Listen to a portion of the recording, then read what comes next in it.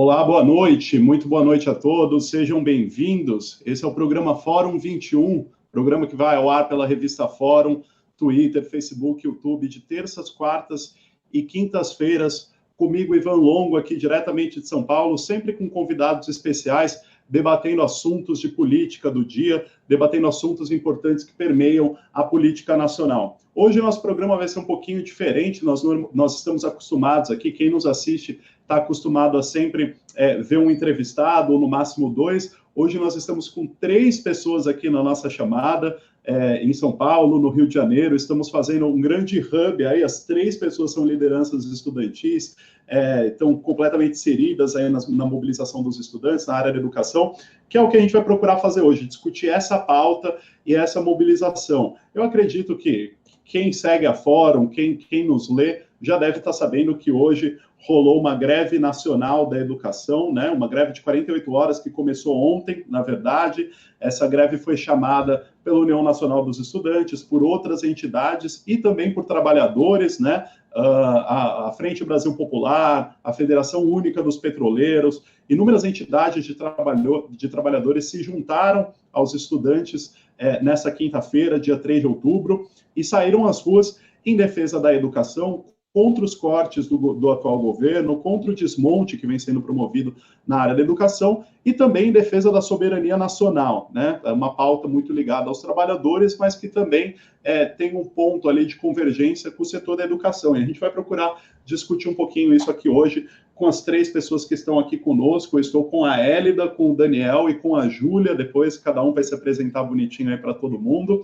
Os 3 lideranças estudantis. Antes de começar o nosso debate, eu gostaria só de chamar a atenção para uma notícia importante aqui para quem nos assiste. Hoje a notícia de principal destaque no Brasil, eu acredito que seja essa pauta da educação, mas a gente tem uma notícia internacional aqui muito importante com relação ao Equador. Hoje o presidente do Equador, Lenín Moreno, decretou estado de exceção no Equador, após inúmeros protestos. Está um estado de ebulição, muita violência policial nas ruas, as pessoas partiram para cima da polícia, enfim, eu não vou me apegar muito a essa pauta aqui agora, para a gente não perder muito tempo, mas quem quiser saber mais detalhes, está na nossa home da Fórum. A gente fez uma entrevista também com um especialista em relações internacionais, está aqui no nosso canal do YouTube, para quem estiver vendo pelo YouTube. Quem tiver mais interesse na pauta, só entrar no site da Fórum, que você vai ter todos os detalhes. Bom, como eu já adiantei, para quem está entrando agora na nossa transmissão, nossa pauta hoje é educação. Vamos falar dessa greve geral dos estudantes, em parceria com os trabalhadores, contra esses desmontes do governo Bolsonaro. Quem quiser interagir, mandar sua mensagem, fazer qualquer comentário, estiver nos assistindo pelo Facebook ou pelo Twitter, eu peço para que migre para o YouTube, porque assim, pelo YouTube, eu consigo acompanhar mais as interações. Beleza? Bom, vamos começar aqui o nosso debate. Antes de mais nada, eu queria que cada um de vocês se apresentasse, cada um de vocês que está aqui comigo, o Daniel, a Júlia e a Hélida, e falasse um pouquinho o seu nome, o curso que faz na universidade e um pouco da militância de vocês na área estudantil, como começou, contar rapidamente, de forma resumida, como se inseriram no movimento estudantil. Bom, pode começar, vamos começar pela deixa eu ver aqui, quem está mais fácil? A Hélida, que já está aberta aqui para mim, pode começar, Hélida, depois a gente vai para a Júlia e para o Daniel, pode ser? Oi, gente, boa noite aí aos espectadores da Fórum. Eu sou Hélida Helena, eu sou da História e sou vice-presidenta da União Nacional dos Estudantes. Fui da gestão passada, também da UNE, e comecei minha militância no centro acadêmico da UFPB, e fui também do DCE, da UFPB. Legal. Júlia? Oi, boa noite. Dá para me ouvir bem? Tá. Então, eu sou a Júlia, eu sou estudante de administração lá na USP. Eu comecei minha militância também no centro acadêmico da minha faculdade, aí depois fui compor o DCE da USP, e agora eu estou na União Estadual dos Estudantes, estou na diretoria de políticas educacionais. Acabei de de tomar posse aí, estou bem animada para construir essa gestão. E já começou com o ato, né? Então, bem bacana. Massa. Agora o Daniel, por favor. Bom, boa noite a todos os espectadores, boa noite aos companheiros e companheiras que estão aqui junto, participando desse debate. Meu nome é Daniel, eu sou de São Bernardo, estou no 3º ano de História lá na Universidade de São Paulo. Também comecei minha militância no Centro Acadêmico logo em 2017, que assim que eu entrei, já entrei direto para o Centro Acadêmico, num contexto pós-golpe. Então acho que isso movimentou bastante o sentido da minha militância. E esse ano eu assumi a tarefa aí de participar da coordenação geral do DCE Livre da USP. Então, estamos aí organizando e participando massivamente de cada luta desde o dia 15, mas acho que as universidades em geral estão com uma demanda muito latente de mobilização e de defesa dos direitos. Acho que é fundamental para o próximo período. Legal, bacana, Daniel. Os três aí se tornaram lideranças estudantis justamente num momento muito crítico, né? Então, mais do que essencial a militância de vocês nesse momento. Muito legal receber vocês aqui hoje. Bom, vamos começar nosso debate. Primeiro, eu gostaria de elencar aqui quais são as principais pautas dessa mobilização, dessa greve geral que foi convocada hoje, né? Para isso, eu vou pedir para a Hélida, que é da UNE, dar um rápido resumo para a gente, quais são as principais reivindicações que foram colocadas aí pelos estudantes e pelos trabalhadores, Hélida? Então, a greve geral da educação, né, que se apresentou, começou ontem, foram 48 horas de paralisação, né, em defesa da educação. O movimento estudantil brasileiro vem mobilizando, né, debatendo sobre esses ataques, os cortes que as universidades, né, a educação como um todo tem sofrido nesse governo. Vivemos a tsunami da educação em maio e não paramos de mobilizar e de debater, né? E os estudantes têm se mostrado com bastante disposição de luta para defender a universidade, né? Então, nessa jornada, né, de organizar as lutas e a resistência, que o movimento estudantil tem cumprido um papel bastante importante e protagonista nisso, nós convocamos esses 2 dias de paralisação, né, a UNE, junto com demais setores da educação, UNE, UB, Andes, Andices, né, trabalhadores também, para demonstrar a nossa força, né, demonstrar para o governo que os estudantes, os trabalhadores da educação não vão sair das ruas, não vão deixar seguir esses ataques às nossas escolas, às nossas universidades. Então, ontem nós passamos um dia de mobilização e de diálogo com o povo também, feita sobre o papel da universidade, né? Porque o governo precisa também desconstruir, né, ou construir uma outra opinião na sociedade sobre o que é a universidade. Então, dizer que a universidade é um espaço vazio de produção científica, que é um espaço de balbúrdia, enfim, para que a sociedade não nos apoie, né? Mas que nós temos visto, né, o contrário, são os estudantes indo às praças, às ruas, mobilizando a universidade e também a sociedade para dizer que a universidade não é esse lugar que Bolsonaro e o ministro da Educação falam, né? Porque lá eles também nunca pisaram, não conhecem a realidade das universidades e das escolas brasileiras. Então, demonstrando aí uma iniciativa bastante importante de diálogo com o povo para defender, junto com a gente, esse patrimônio do povo brasileiro, que são as universidades, que é o acesso à educação, o direito a estudar. Legal, Hélida. E, bom, esses cortes nas universidades, quando foram anunciados, mais lá no começo do ano, os cortes, as paralisações nas verbas e tudo mais, geraram uma série de protestos já dos estudantes, tiveram 2 tsunamis da educação convocadas pela UNE, né, em meses diferentes. Enfim, agora o que eu queria saber, e aí eu vou passar para o Daniel e para a Júlia, aí eu acho que vocês podem se dividir um pouquinho na resposta, um pode complementar o outro, enfim. Mas, assim, você já tem percebido efeitos práticos aí desse contingenciamento de verbas nas universidades? Isso já se fez de forma concreta nas instituições de ensino? Por exemplo, a gente vê muitas notícias de universidades Brasil afora que já tiveram, por exemplo, que tirar usar o ar-condicionado da sala de aula, por exemplo, porque não estavam conseguindo pagar a conta de luz. Enfim, vocês presenciaram isso na USP, por exemplo, ou já tiveram relatos de outras universidades? Enfim, como que esse contingenciamento vem se concretizando nas instituições de ensino? Se a Júlia quiser começar, depois passo para o Daniel. Bom, então, dá para sentir muito isso, mas principalmente na pós-graduação.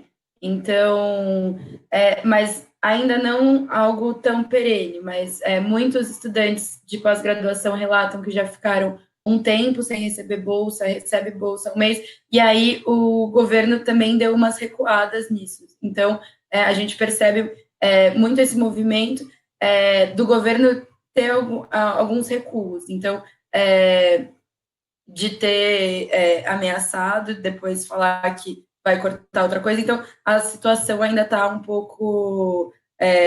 dá para sentir em alguns lugares, mas em outros nem tanto. Na USP, por exemplo, ainda não dá tanto.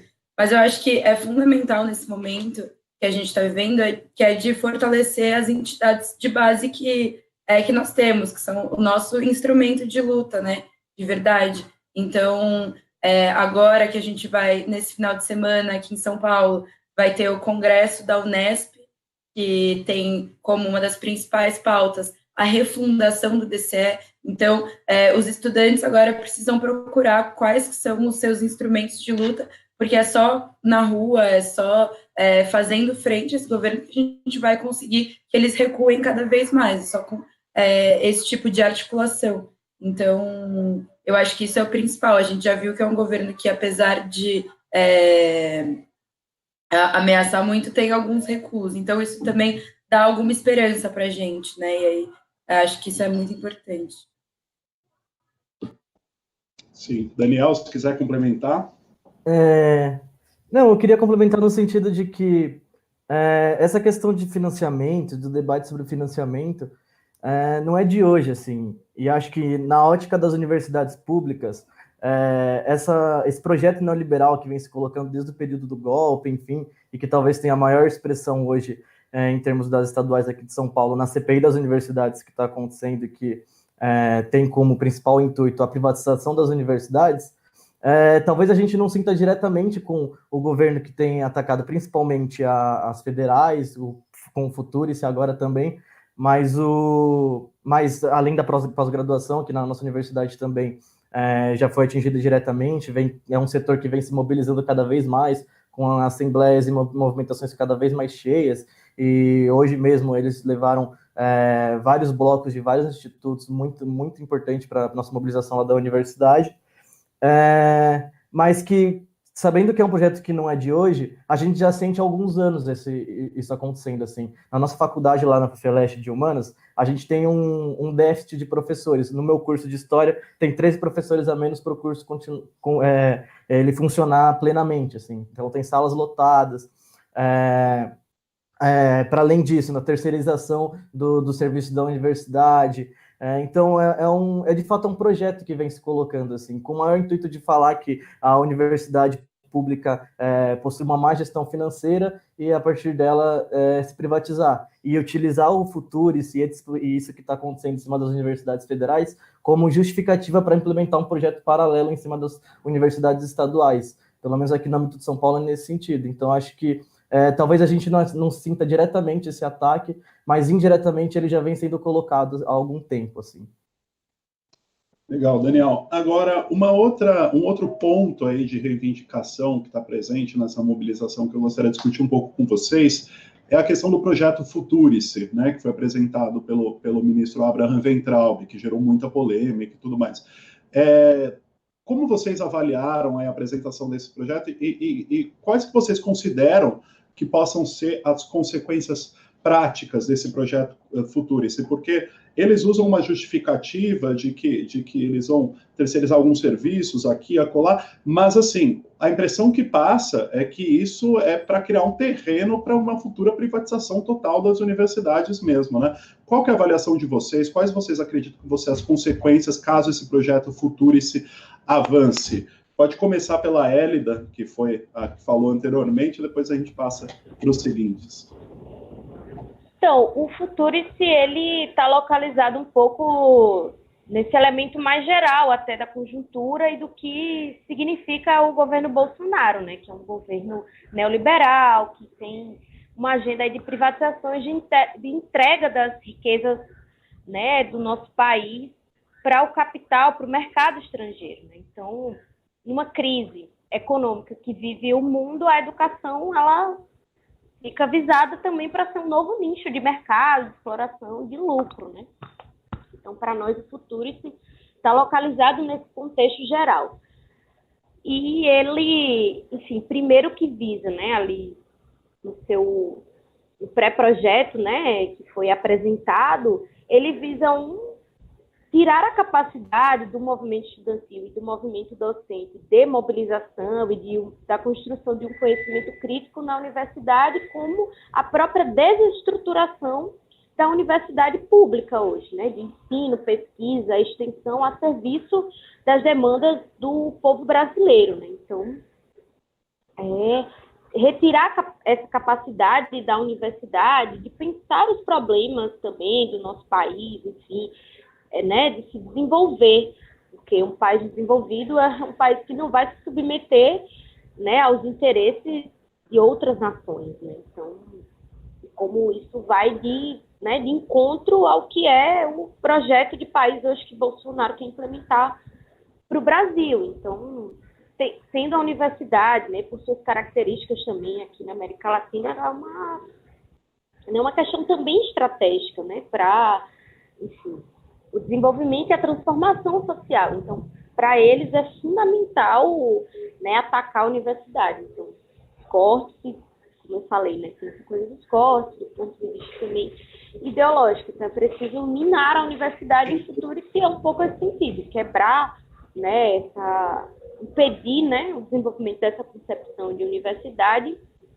e privatizá-la, né, que o mercado consiga ganhar dinheiro com as nossas universidades, que foram fruto, né, de muita luta, de um acúmulo de décadas, né, do povo brasileiro, e agora a gente não, né, Bolsonaro e o ministro da Educação querem entregar para o mercado, mas os estudantes também, né, a gente fez várias rodadas aí de assembleias estudantis, participamos dos conselhos superiores para também dizer não à universidade, né? Os estudantes estão entendendo que esse projeto é um projeto que é isso, né? Prepara o terreno para privatizar a universidade. Então, quem vai dizer o que é que precisa ser pesquisado na universidade, se o futuro, né, foi implementado, é o mercado e não as demandas do povo brasileiro, né? Então, é um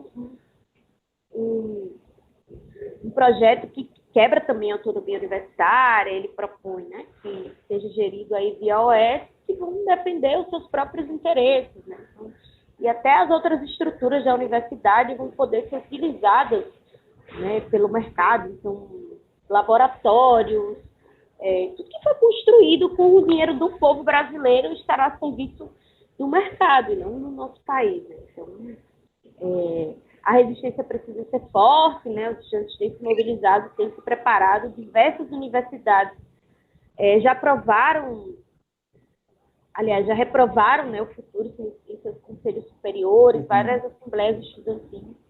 Então, a vontade, né, da comunidade acadêmica, que não foi consultada pelo governo federal para pensar, né, e propor esse projeto, é que ele não se implemente, né?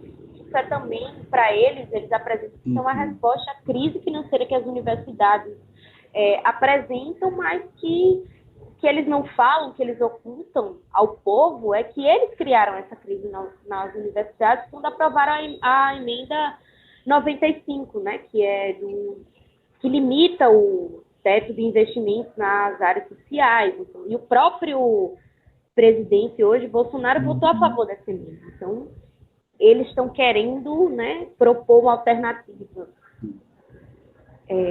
para a saída da crise das universidades, que eles são os verdadeiros culpados. Legal.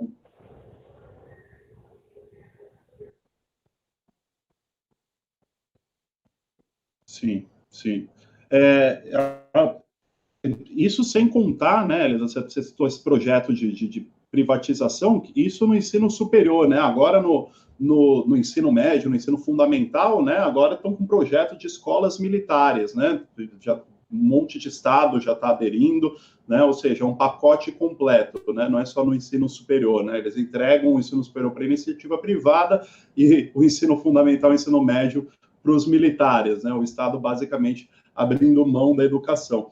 Agora, eu queria avançar um pouquinho e para um outro assunto, e aí eu acho que a Júlia e o Daniel podem comentar um pouco, que é o seguinte, sobre como que está esse diálogo sobre a pauta da educação com o resto da sociedade, furando a bolha, para além só da comunidade acadêmica, né? Como tem se dado esse trabalho de vocês aí dentro do DCE, dentro da OEE, para que essa pauta chegue à população? E mais do que isso, eu gostaria de saber a avaliação de vocês, se vocês acham que está chegando às pessoas, que as pessoas já estão tomando consciência do que é esse governo Jair Bolsonaro na área da educação, ou se não, se vocês acham que isso ainda está restrito ao movimento e que falta ampliar ainda mais as lutas. Eu queria saber a opinião de vocês nesse sentido, começando pela Júlia. Então, o que a gente tem debatido muito sobre a comunicação, de furar a bolha para além da comunidade acadêmica, é que é uma necessidade nesse período que a gente está vivendo.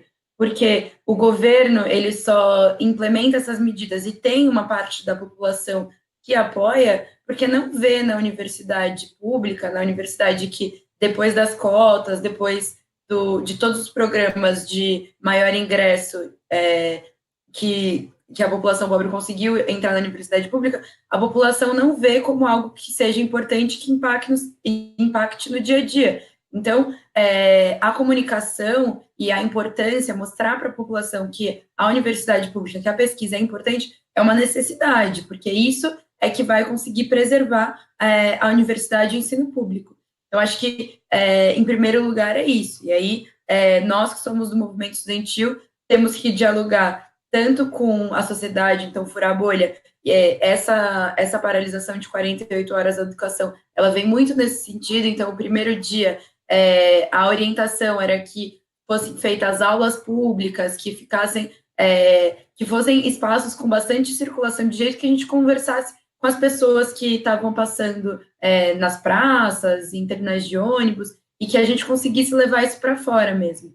E é isso. Então, tem que ter muito diálogo com os setores, né, da universidade, então, os professores, pesquisadores, alunos de pós-graduação, também os funcionários, porque todo mundo depende um pouco disso. Então, tem um objetivo comum para a gente conseguir traçar essa estratégia com muito diálogo. É lógico que tem rusgas ali, tem sempre umas coisas, né, interesses que divergem um pouco no cotidiano, mas agora é em muita unidade que isso está sendo construído, isso que é muito legal e também muito importante.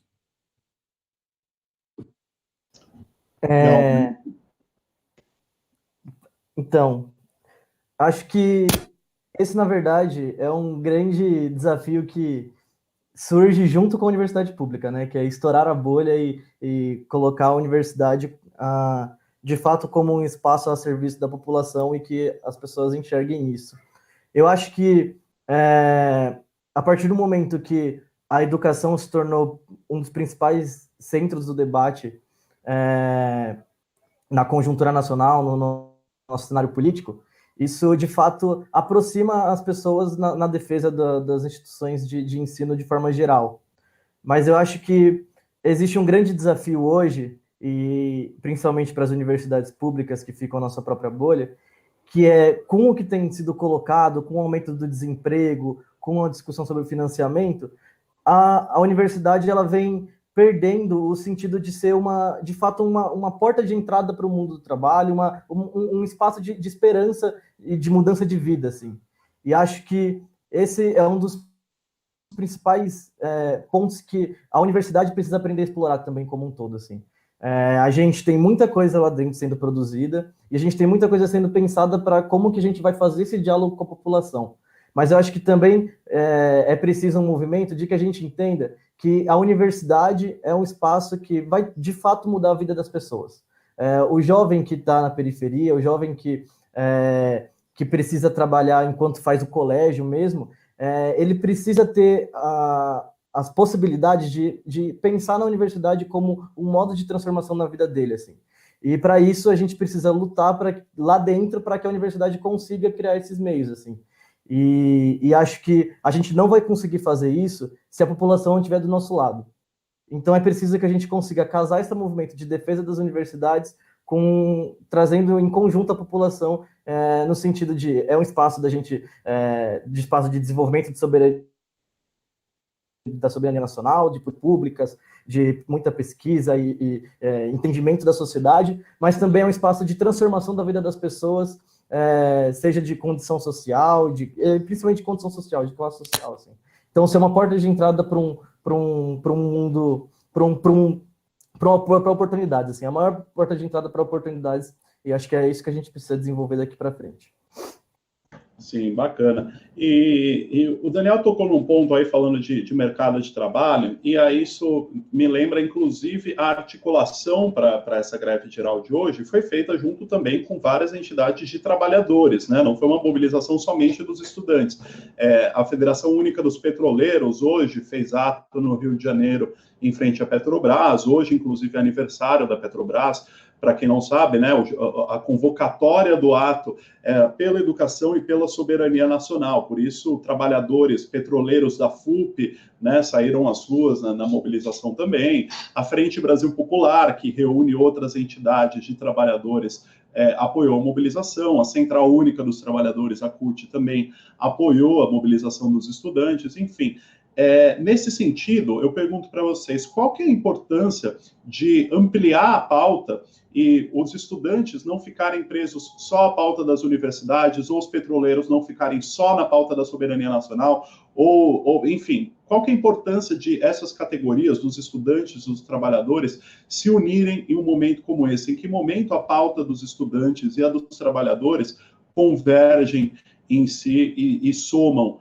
na luta, né? E aí eu acho que cada um pode falar um pouquinho aí, a gente segue a ordem, Hélida, Júlia e Daniel.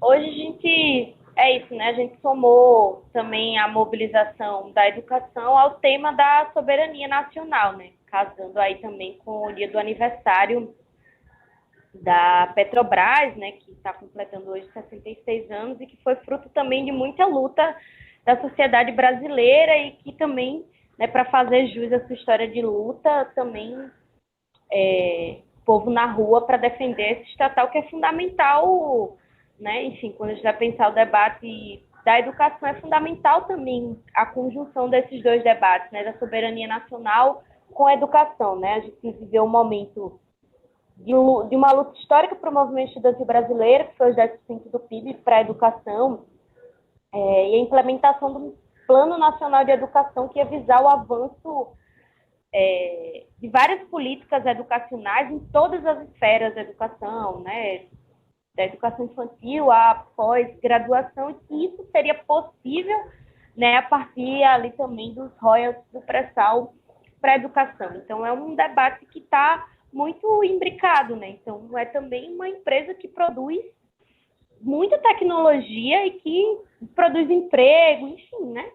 Que está a serviço também, né, do povo brasileiro, deve estar a serviço do povo brasileiro. Então, isso também entra no bojo dessas lutas, desse contexto mais geral, né? Então, tudo está conectado com esse projeto, enfim, que não coloca o povo, né, no seu centro, que é Bolsonaro aí na presidência, mas é fundamental casar essas lutas, né, que o povo compreenda que os estudantes compreendam que os cortes de 30%, né, que nos proporcionaram aquelas mobilizações de massa em maio, né, tem a ver com esse projeto geral de entrega do nosso país, de submissão da nossa nação a interesses que não são nossos, né? Então, esse é um dos nossos desafios, né?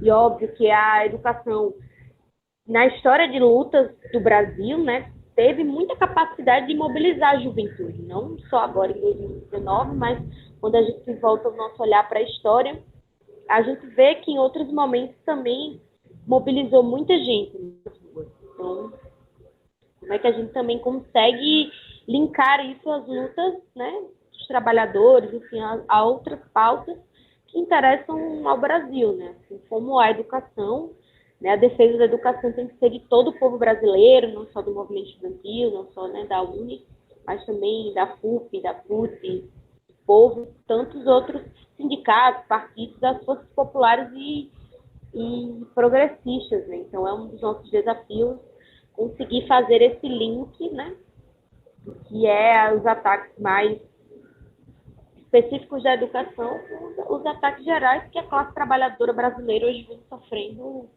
nesse governo. Legal, Hélida. E você, Júlia, você acha que os trabalhadores estão em unidade, de fato, com os estudantes? Como você enxerga essa articulação e a importância dela?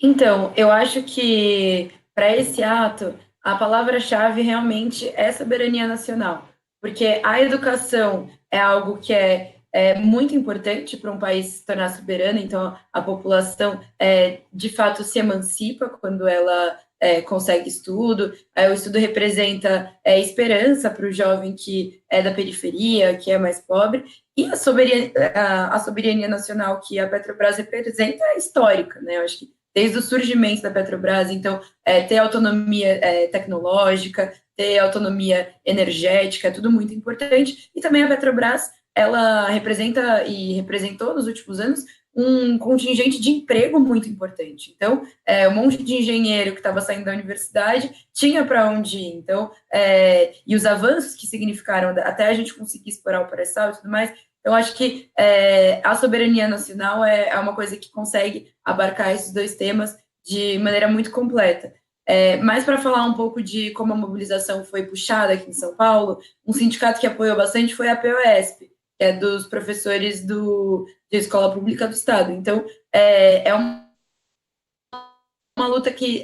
e é uma necessidade também ter unidade nessa luta, porque separados a gente não chega tão longe quanto a gente quer chegar. A gente se enfraquece. Então, eu acho que essa unidade estudante-trabalhadora ela é muito importante, até porque tem muito trabalhador que estuda, tem muita gente que está lá nessa intersecção. Então, é também importante a gente lembrar disso, que estudante não é só estudante, trabalhador também não é só trabalhador. A gente tem várias intersecções ali e as pessoas também têm que se sentir parte, têm que se sentir pertencentes, né, da luta para conseguir defender. Então, eu acho que é isso, acho que tem tudo a ver, e acho que para as próximas mobilizações também são dois setores que vão estar muito juntos, e que só assim que a gente vai também conseguir desgastar cada vez mais esse governo e conseguir mais. Legal, Júlia. Antes do Daniel falar, eu gostaria só de lembrar de um outro ponto também, né, dessa relação entre trabalhadores e estudantes, e aí falando mais especificamente da Petrobras, dos petroleiros que somaram hoje no ato, tem o fato de que, com a Petrobras privatizada, né, se os trabalhadores não defenderem a soberania da Petrobras, não tem royalties do pré-sal para a educação, né? Porque a gente tem uma lei que estabelece que parte dos recursos dos royalties do pré-sal, e esse recurso é muito grande, deve ir para a educação, né? No entanto, uma Petrobras vendida, uma Petrobras como empresa privada, certamente ela não vai ter interesse de direcionar parte dos recursos da produção de petróleo para a educação, como é feito hoje em dia, né, Daniel? Exatamente, Ivan. Eu já fui muito contemplado pela fala das minhas companheiras, porque é isso, assim, acho que a educação é um setor estratégico, assim, em nenhum momento foi o único ponto atacado, assim, desde que esse governo entrou, desde que houve o golpe, enfim. Então as lutas se interseccionam, ao mesmo tempo que existia a reforma do ensino médio em 2017, enfim, também surgiu a reforma trabalhista, ao mesmo tempo que esse ano teve os cortes de educação, teve agora toda a questão ambiental na Amazônia, que repercutiu internacionalmente. Então são lutas que, por mais que pareçam pontuais, elas se interseccionam porque elas fazem parte de um projeto. E acho que o projeto que a gente defende nunca foi um projeto excludente, sempre foi um projeto includente e que defendeu a soberania nacional e que defendeu as universidades, universidade pública, e acho que e principalmente a educação como um setor estratégico para o desenvolvimento de uma nação, e não como um espaço para o mercado se desenvolver, enfim, não como uma mercadoria. Tanto que as lutas se interseccionam tanto que, se a gente for lembrar do 15 e do 30, nas duas datas eram colocados também como um dos eixos a reforma da Previdência, porque ia ter a greve geral no dia 14, e a gente esteve nas ruas de novo no dia 14 para a greve geral. Então são lutas que constantemente elas se interseccionam e que fazem parte da defesa de um projeto diferente desse que está colocado. E acho que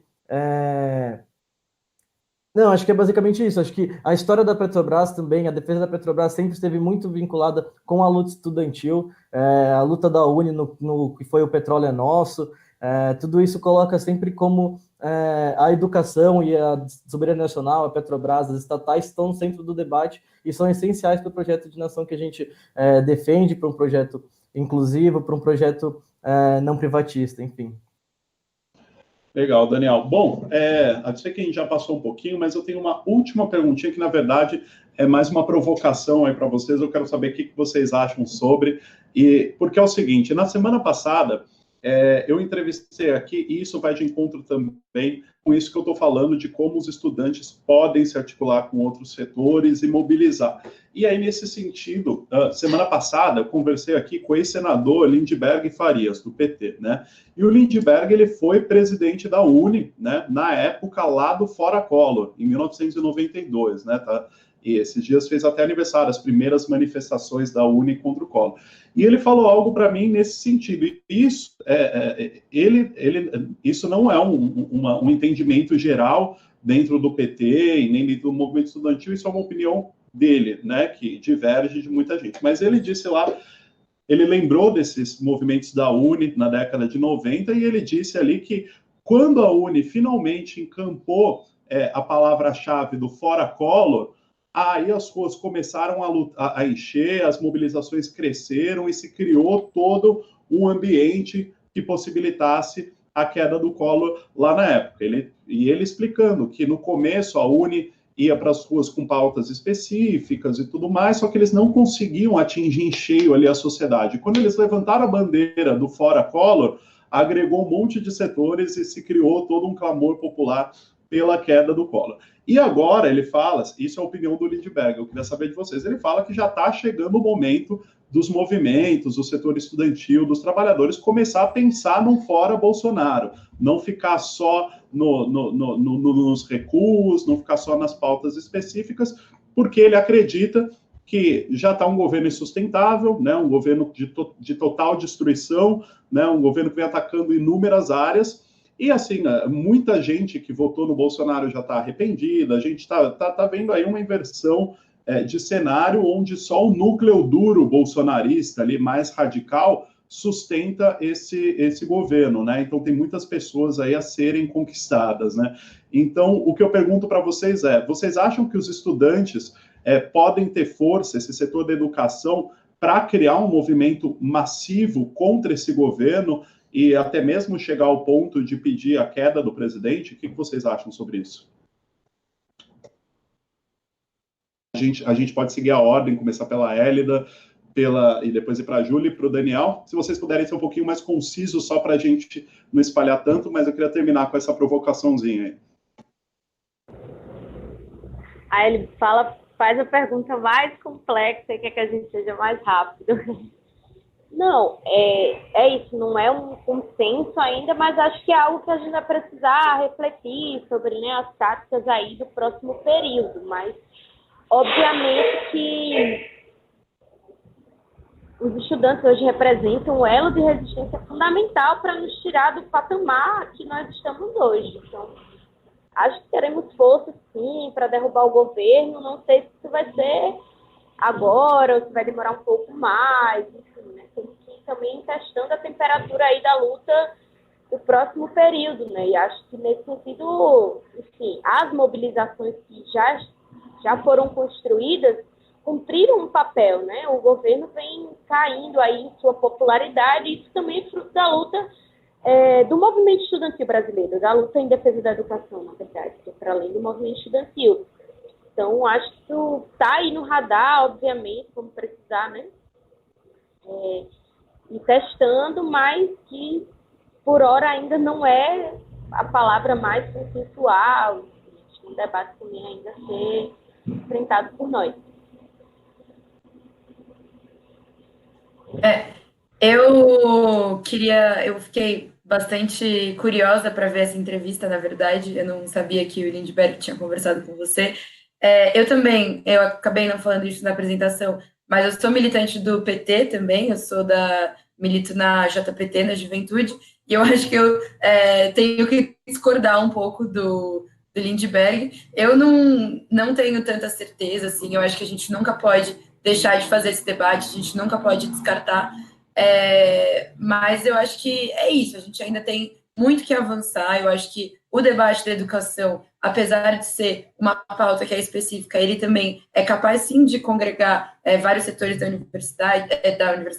da sociedade. Então, quem acha que é importante, quem está diretamente ligado com a educação, tanto o estudante quanto o trabalhador, e eu acho que é um ponto de desgaste importante.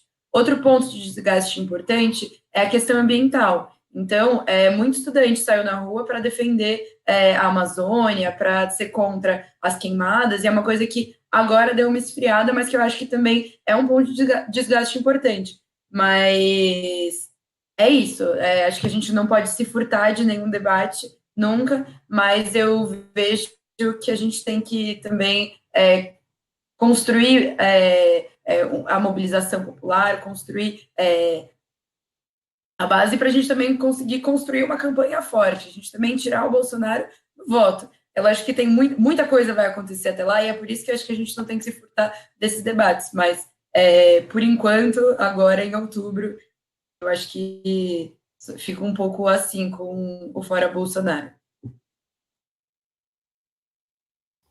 Poxa, Ivan, eu compartilho um pouco do sentimento da Hélida de que precisa fazer essa pergunta e fala, seja conciso para a gente ir concluindo. Acho que é quase que uma bomba mesmo. Mas eu também, junto com a Júlia, junto com o Lindbergh, Cerro Fileiras no Partido dos Trabalhadores. E eu tenho, para ser conciso, então, tenho 2 pontos em relação a isso. O primeiro é que eu tenho plena convicção de que os estudantes podem ser protagonistas na derrocada desse projeto, desse governo, enfim, e à frente de um processo de levante da esquerda, digamos assim, como um todo. Mas o meu segundo ponto, que acho que caminha um pouco no sentido da Júlia, assim, de divergência com o Lindbergh, é que eu acho que o que tem acontecido, toda a defesa que a gente tem feito, todos os cortes que tem acontecido, enfim, tudo isso, eu acho que ele ainda está muito atrelado à figura do Bolsonaro e à família Bolsonaro, assim. Então, o fato da gente pedir para que ele saia não necessariamente quer dizer que o projeto vai ser derrotado, e sim a figura do Bolsonaro e seus capachos, enfim.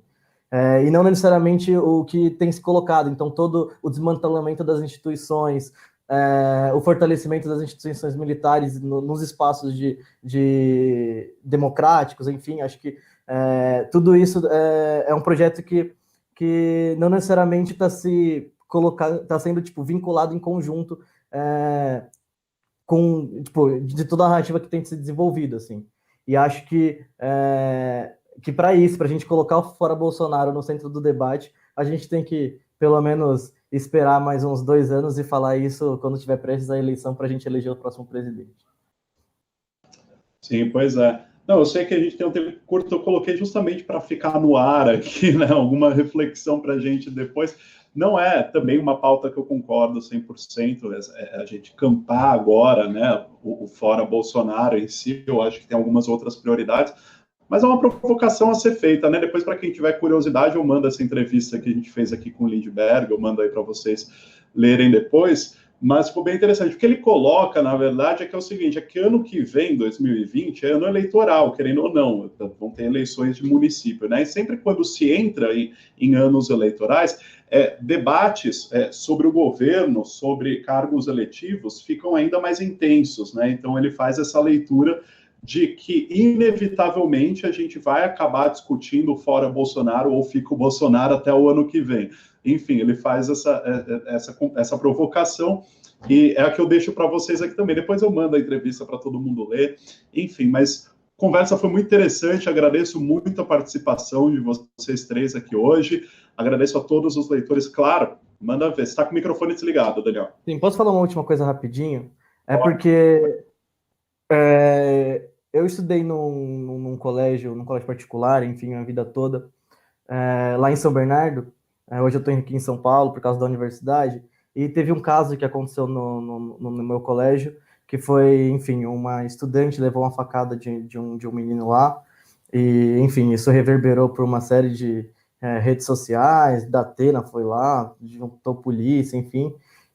Não culpabilizo a escola de jeito nenhum, inclusive está tendo uma campanha aí de Somos Todos Ábaco, mas acho que evidencia um pouco os momentos difíceis que a gente vem vivendo, essa violência latente. Queria também deixar esse ponto para a gente refletir um pouco no próximo período e comentar esse caso que aconteceu no meu colégio, porque foi ontem, enfim, tem muita gente próxima a mim que está muito abalado, enfim, acho que vale o registro.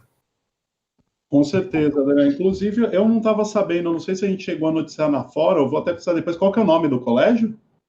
Chama Colégio Ábaco. Colégio Ábaco, vou até anotar aqui para a gente dar uma atenção para isso depois, porque com certeza, ainda, assim, eu acho que poucas vezes eu vi tantos casos, assim, de mortes em ambientes estudantis, em ambientes educacionais, como nos últimos anos, né? É algo absurdo. Felizmente, está tudo bem com ela, ela foi atendida na hora, ficou tudo bem, mas acho que preocupa, né? Com certeza. Bom, gente, a gente acabou estendendo um pouquinho nosso horário, porque o papo estava bom, mas muito bom contar aqui com vocês hoje.